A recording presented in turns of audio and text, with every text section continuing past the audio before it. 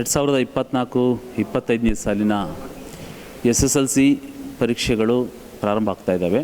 ಹಾಗಾಗಿ ಈ ಬಾರಿ SSLC ಪರೀಕ್ಷೆಯಲ್ಲಿ ಏನು ಭಾಗವಹಿಸ್ತಕ್ಕಂಥ ಪರೀಕ್ಷೆ ಬರೀತಕ್ಕಂಥ ಎಲ್ಲ ವಿದ್ಯಾರ್ಥಿಗಳು ಮತ್ತು ವಿದ್ಯಾರ್ಥಿನಿಯರಿಗೆ ತಿಳಿಸೋದೇನೆಂದರೆ, ಮಾನಸಿಕವಾಗಿ ನೀವು ಕುಗ್ಗಬೇಡ್ರಿ, ಧೈರ್ಯವಾಗಿರಿ. ತಾವೇನು ಪರೀಕ್ಷೆಯನ್ನು ಬರೀಬೇಕು ಅಂತೇಳ್ಬಿಟ್ಟು ವರ್ಷ ಪೂರ್ತಿ ತಾವು ಓದ್ಕೊಂಡಿದ್ದೀರಾ. ಹಾಗಾಗಿ ಪರೀಕ್ಷೆಯನ್ನು ನಾನು ಧೈರ್ಯದಿಂದ ಬರಿತೀನಿ, ಪರೀಕ್ಷೆಯನ್ನು ಸಮರ್ಪಕವಾಗಿ ನಾನು ಉತ್ತರಿಸ್ತೀನಿ ಎಂಬತಕ್ಕಂಥ ಒಂದು ಆಶಾಭಾವನೆ ಇರಬೇಕು, ನಿಮ್ಮಲ್ಲಿ ಧೈರ್ಯ ಇರಬೇಕು. ಖಂಡಿತವಾಗಿಯೂ ಯಶಸ್ಸು ನಿಮ್ಮದಾಗುತ್ತೆ. ಯಾವುದೇ ಕಾರಣಕ್ಕೂ ಕೂಡ ಬೇರೆ ಯಾವುದೇ ಪ್ರಯತ್ನಗಳನ್ನು ನೀವು ಮಾಡಬೇಡಿ, ಧೈರ್ಯಗುಂದಬಾರ್ದು. ಏಕೆಂದರೆ ಈ ಬಾರಿ ಪರೀಕ್ಷೆ 1, ಪರೀಕ್ಷೆ 2 ಮತ್ತು ಪರೀಕ್ಷೆ 3 ಈ ರೀತಿ 3 ಬಾರಿ ನಿಮಗೆ ಅವಕಾಶಗಳನ್ನು ಮಾಡಿಕೊಡ್ತಕ್ಕಂಥ ಒಂದು ಅವಕಾಶ ಇದೆ ವಿದ್ಯಾರ್ಥಿಗಳಿಗೆ.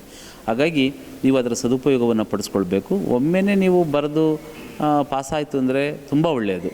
ಒಂದು ವೇಳೆ ಯಾವುದೇ ಕಾರಣಕ್ಕೂ ಕೂಡ ಅನಿವಾರ್ಯ ಕಾರಣಗಳಿಂದ ಏನಾದರೂ ಕೂಡ ನೀವು ಪ್ರಥಮ ಬಾರಿ ಆಗಲಿಲ್ಲ, ವಿಫಲರಾದ್ರಿ ಅಂದರೆ ಅದನ್ನು ಸಫಲತೆಯನ್ನು ಮಾಡಲಿಕ್ಕೆ ಪರೀಕ್ಷೆ 2 ಇರುತ್ತೆ, ಪರೀಕ್ಷೆ 3 ಇರುತ್ತೆ. ಹಾಗಾಗಿ ಆ ಪರೀಕ್ಷೆಗಳನ್ನು ನೀವು ಬಳಸ್ಕೊಳ್ಳಿ, ಧೈರ್ಯವಾಗಿರಿ.